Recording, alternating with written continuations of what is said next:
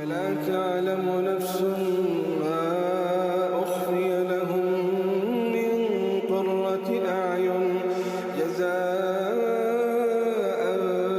بما كانوا يعملون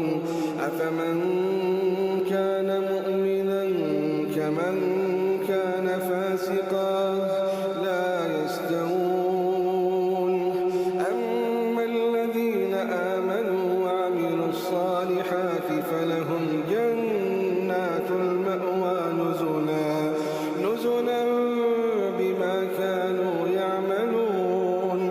وأما الذين فسقوا فمأواهم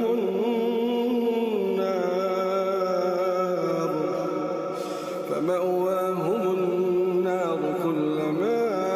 أرادوا أن يخرجوا منها أعيدوا فيها وقيل لهم ذوقوا عذاب